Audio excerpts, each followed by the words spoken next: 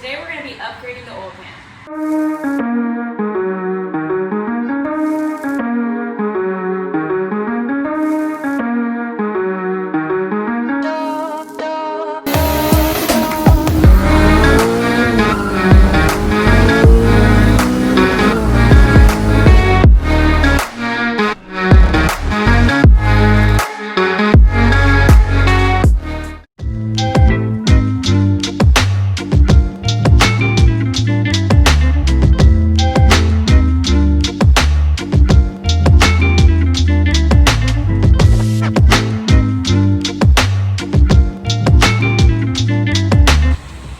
So we're basically at this point kind of just doing an oil change, and most of you I'm sure have already done that before. So I'm not going to record this. I'm just going to be loosening this drain bolt and then taking off the oil pan. I have Allen bolts, but they're usually 10s. So we're just going to take that out. We'll drain the oil first, then take it out, and then just replace the pan. You comfy?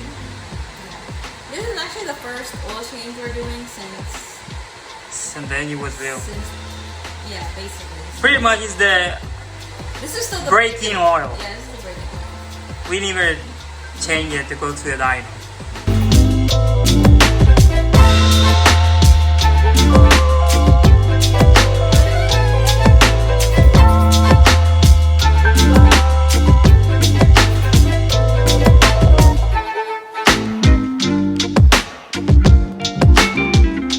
So this engine doesn't originally come with an aluminum pan, but when I purchased it, it did have this pan that was, I guess they already did that change.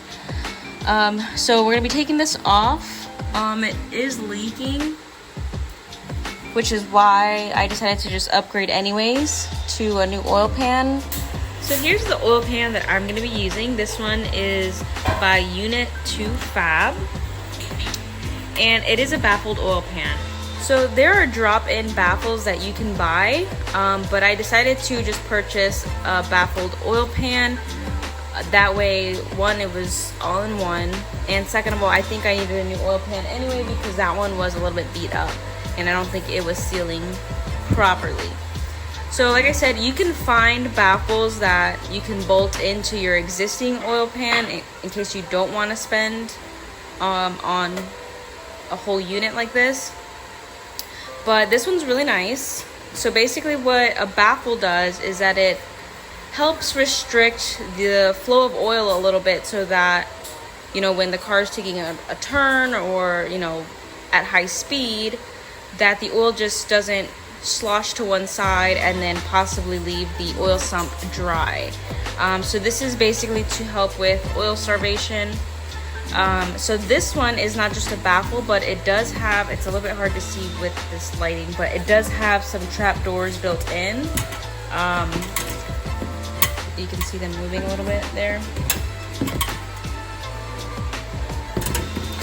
So this one's a really nice one.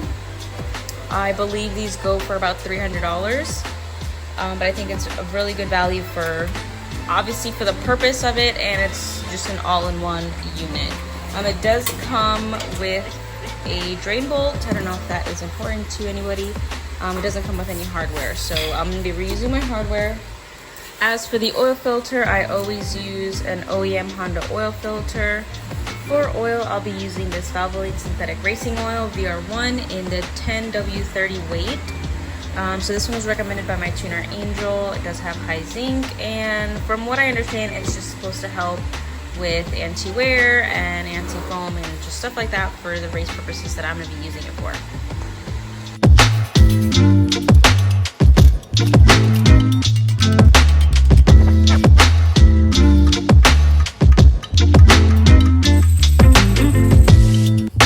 So we have the oil pan out already. So Amanda is cleaning the Honda pan here. So to put the new one.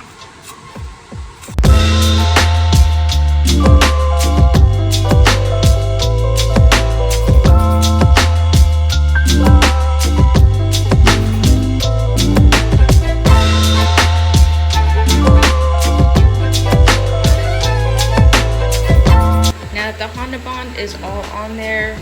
Make sure you put enough because these don't take gaskets. So this is what's gonna, make sure that this seals to the block. So make sure that there's a good seal all the way around, because you don't want to have to do this and then redo it because it's leaking.